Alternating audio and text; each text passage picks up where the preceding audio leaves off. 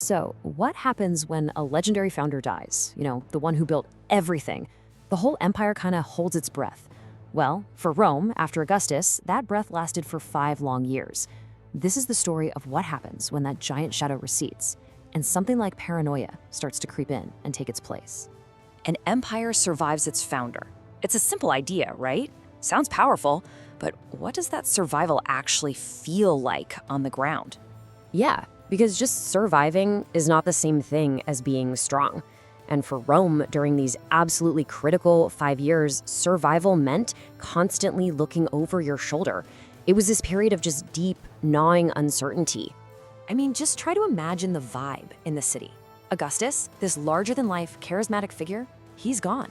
And in his place, you've got Tiberius, who's methodical, quiet, almost impossible to read. And in that silence, that's where suspicions started to grow. Power started pulling inward, toward the palace. And trust, it just began to evaporate. Look, this era wasn't about glorious expansion anymore. It was all about consolidation. The entire political machine, from the heart of Rome to the most distant provinces, it became obsessed with just one single thing: control.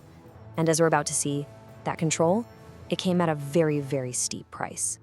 Okay, so to really understand the tension that's brewing in Rome, we've got to zoom out and look at the whole world around 16 AD.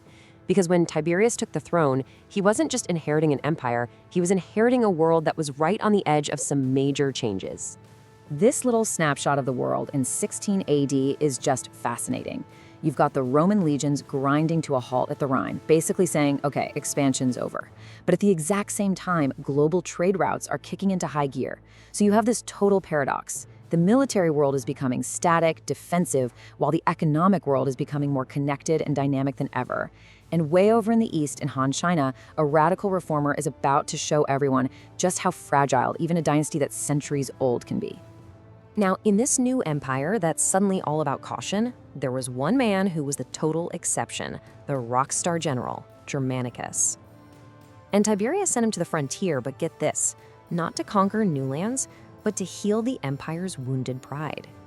And you can see his wild ride right here. In 16 AD, he's a national hero. He goes into Germania and brings back the sacred legionary eagles that were lost in this absolutely catastrophic defeat years earlier. Huge deal.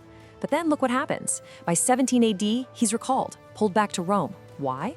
Because a popular hero is a dangerous variable. And for a control freak like Tiberius, there was nothing worse than a variable he couldn't control. That move, recalling Germanicus, it tells you everything you need to know about Tiberius's entire philosophy of rule. This wasn't about glory or popularity contests. It was about systems, efficiency. And what's wild is that half a world away, a Chinese ruler was trying to do the exact same thing, just in a completely different way. This right here is the heart of Tiberius's power: administrative authority.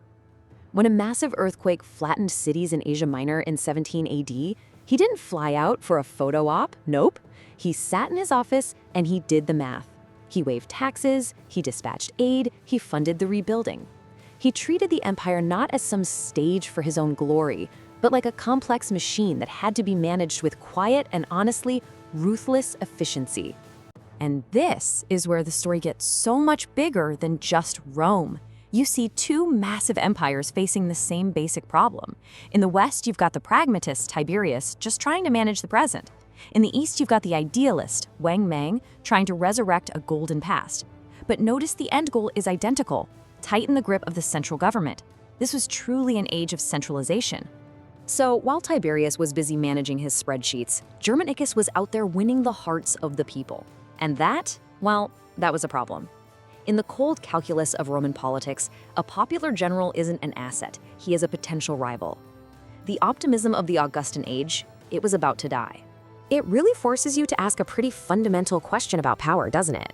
What's more dangerous to an emperor than an enemy at the gates? A beloved hero. Think about it. An enemy you can fight on a battlefield. But how do you fight a man your own people adore?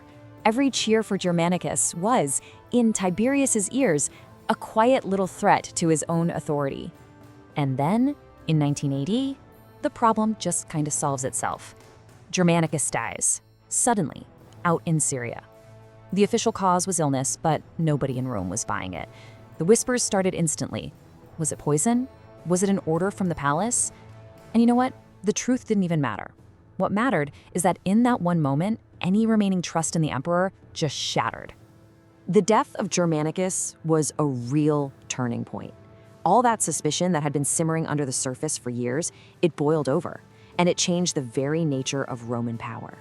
By the year 20 AD, a new, much colder reality had set in, not just in Rome, but across the globe. I mean, just look at the pattern here. Roman politics gets consumed by paranoia and treason trials. China's ancient dynasty gets completely swept away. And across the board, from Rome to Parthia, the borders harden up. The great empires of the world, they weren't looking outward anymore for new lands to conquer.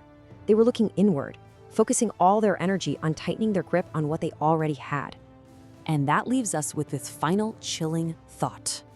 This 5-year period wasn't really about battles or borders. It was a psychological shift for the entire world. The age of expansion was over, and in its place, a new, and you could argue, far more dangerous era had just begun. The age of internal tension, an age where the greatest threat to an empire wasn't from without, but from within.